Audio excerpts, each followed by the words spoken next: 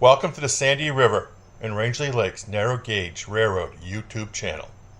We are releasing a series of videos on the history, locations, and preservation of the historic equipment that has been the ongoing mission for over 50 years now.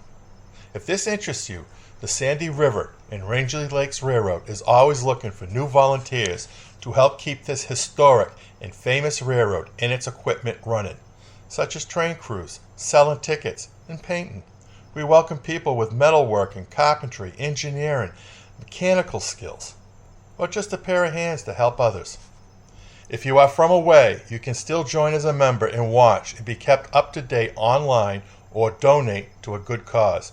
For those who want to visit the Sandy River and Rangeley Lakes Railroad in Phillips, Maine, and enjoy a ride over a section of the former Phillips and Rangeley Railroad, visit their webpage at www.srrl-rr.org for operating times and dates. The website also has an online store from which you can view and order items, from narrow gauge books to clothing. This video covers the south end of the third trestle on the Mount Abram branch to the north end of the first trestle over the west branch of the Carabasset River at Oliver's Mill. The west branch of the Carabasset River is also referred to as Salem Stream. In the video, it will be referred to just as the river. On the left is one of the two unnamed streams that flowed under the trestle number 3. As we span the camera from the south end of the fill that went onto the trestle. Looking south, the boundary marker seen here is the end of the yellow boundary marks on trees since the turntable pit area that followed alongside the Kingfield side of the right-of-way. A long and deep cut about 150 feet south of the yellow boundary marker we just saw. This area, seen here, was drained by an F&M 4-foot by 5-foot culvert. Turning north back towards Gilbert's, the camera does not capture it, but there is a 2.67% grade through here. Looking north towards Gilbert's in a near 90-degree curve as we pan south towards the next 90-degree curve in the sunlit area in the foreground. This location is shaped like a Z. We are now looking south from the 90-degree curve as we pan south back towards the other 90-degree curve. The camera does not pick it up well, but the river is 100 feet below us. The highest point of land on the branch at 772 feet above sea level. It is a 3.79% grade downhill and 900 feet until trestle number 2. A 1932 topo map showing the location from the two curves to Oliver's Mill and how the right-of-way was perched high above the river. A large cut just south from where we were looking down towards the river. Looking north, the dark area is where we just were in the cut, here on a massive fill dug out of the side of the hill. Note how far we can see, and yet the river is still out of view. Looking north where the fill is as we pan south through the approach onto the second trestle. Looking across where the 112-foot long trestle spanned an unnamed stream.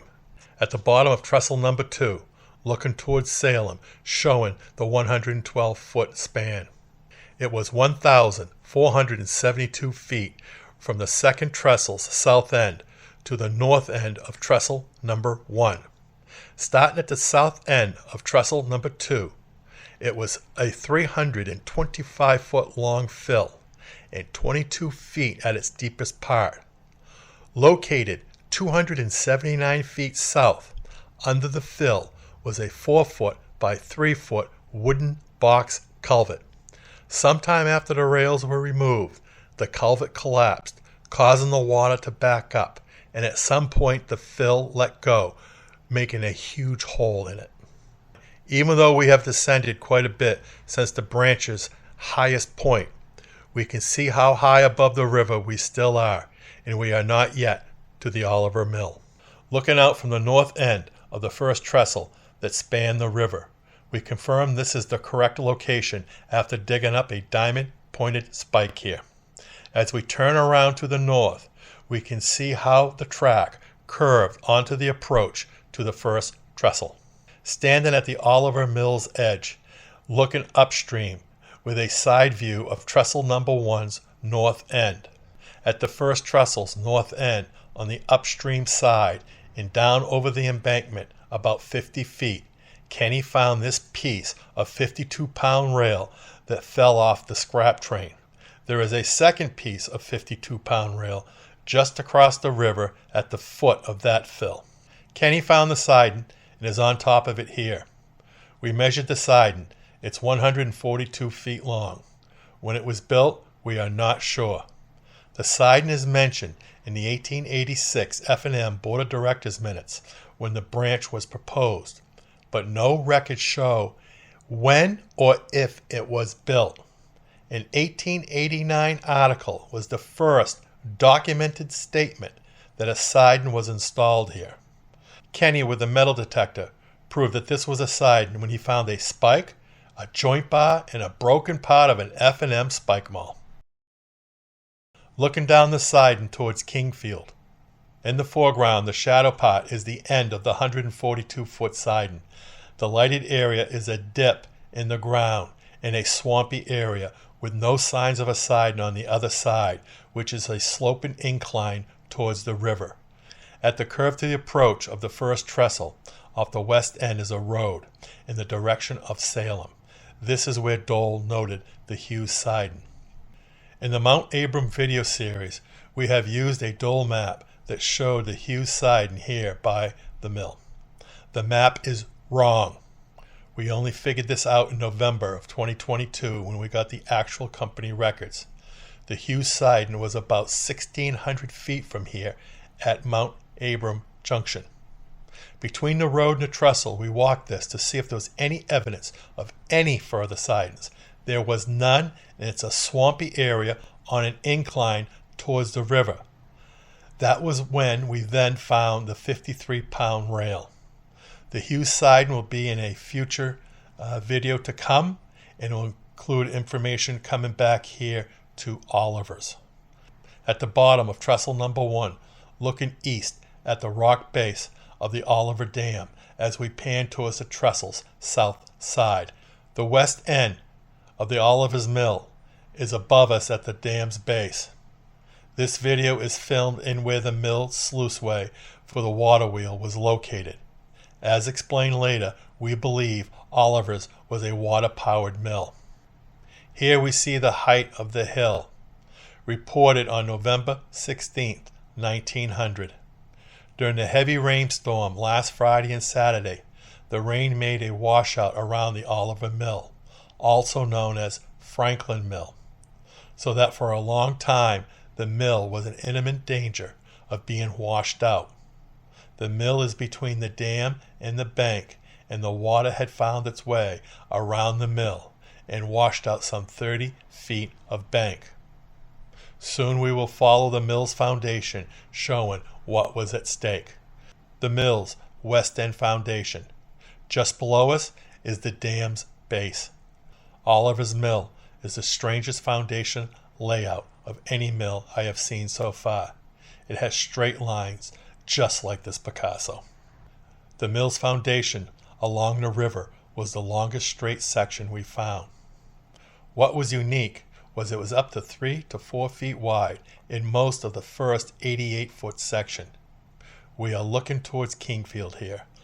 Starting on the Kingfield end of Oliver's, panning to the Salem end, is a second 42-foot section, completely different in its style and construction. The gap seen here is the end of the foundation's first 88 to 90 feet, which was one style. Speculation. The first 88 to 90 feet was the Oliver Mill foundation. Further speculation. The next 42 feet was from when Weston Lewis owned it and expanded the mill. A photo of the gap in the foundation between the two sections. Looking across the river, we see the 42-foot section and how low it was to the river, bringing a 1900 news article into context It also shows how much of a drop there was from the mill's west end to the east end. Looking at the foundation's backside, where the foundation changes were as we pan west. From the gap in the foundation spanning into the Oliver cellar hole, here we can see the outline of the cut stone in the mill's cellar. There is no evidence that Oliver's was powered by steam. When Weston Lewis bought the mill, was it then converted to steam? No smokestack room, no smokestack base, or ring rocks were found. Bricks are always the best indicator of a steam operation. The only one brick found was in the river, and it was upstream, and it was not a boiler brick. It was just a common red brick. Further, no boiler room, engine mounts, or pipes were found. To be fair, the mill site has been picked clean of any metal, as with the Sewell and Gilbert's mill. From here on the mill's cellar edge is a slight incline towards the siding. We hope you enjoyed this installment of the Mount Abrams branch. We hope to see you again. An upcoming video will be about the Hughes siding, and that will also have information in it about that location that comes back to the Oliver's mill. Between the Mount Abrams junction, Hughes siding, it's only about a 1,600 foot distance. We hope you enjoyed this. Thank you for watching.